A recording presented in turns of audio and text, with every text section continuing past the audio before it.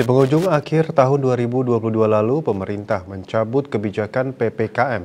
Diyakini kebijakan tersebut akan semakin meningkatkan kesemarakan wisata.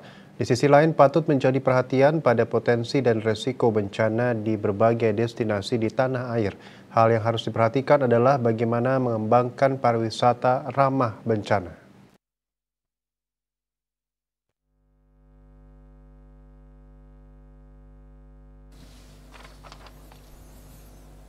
Dosen Hotel and Tourism Business, Dewa Gede Satrio menjelaskan, Badan Nasional Penanggulangan Bencana mengklasifikasikan jenis bencana yakni gempa bumi, tsunami, letusan gunung api, tanah longsor, banjir, kekeringan, angin topan, gelombang pasang, kegagalan teknologi, kebakaran, aksi teror, sabotase, dan kerusuhan sosial.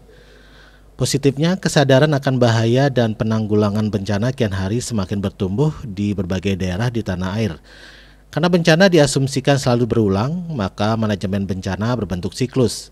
Prinsipnya, siklus ini terdiri dari pencegahan, mitigasi, kesiapsiagaan, penyelamatan, serta rehabilitasi dan rekonstruksi. Mitigasi berarti upaya memperkecil dampak bencana yang akan terjadi. Paralel dengan BMKG, Kemenparekraf merilis tren baru dalam industri pariwisata menyikapi adanya bencana di Cianjur dan Gunung Semeru. Namanya shelter tourism, atau wisata outdoor tanpa bangunan permanen yang dapat memberikan manfaat secara ekonomi pada situasi normal dan menjadi tempat pengungsian sementara di masa darurat bencana. Diyakini outdoor tourism menjadi entitas bisnis yang semakin tumbuh, terutama untuk menyasar pasar wisatawan di area yang terindikasi rawan bencana. Selain peran pemerintah, sektor korporasi turut berperan melalui manajemen penanggulangan bencana alam yang merupakan rangkaian kegiatan yang bersifat kontinu dan saling terkait.